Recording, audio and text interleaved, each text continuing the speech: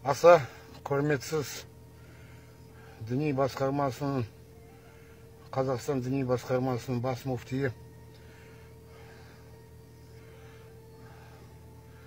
осы құрметсіз Нұрсұлтан Назарбаевтың бауыры қайтыс болған кезде соның астында сіз барып Құран оқыдыңызшы. Бірақ қаңтар оқиғасында 238 адам қайтыс болды. Солардың қайтыс болған күніне даже бір Құран оқып бере алмадыңызшы.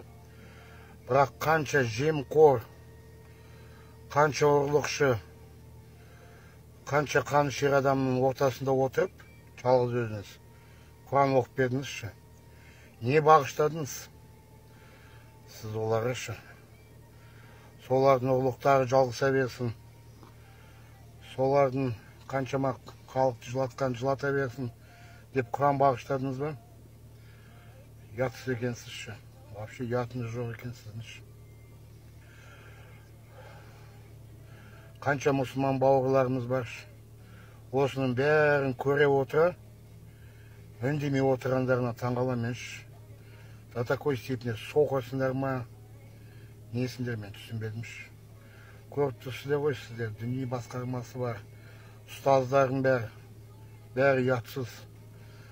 Қаңтар оқиғасында қайтыс болған балалар, қыздар, әпке қарындастарымыз, ағаларымыз, аталарымыз, солардың біреуіне Құран бағыштамады. Бірақ жемқор, қанішер, ұрлықшы, соларға барып Құран бағыштадыш. Діни басқармасының бас муфтиі барып Құран бағыштап бердіш. Ұятсыздар, ұяттарың жоқ екен вообще. Қайдан да ұрықпайсыңдар сендерші.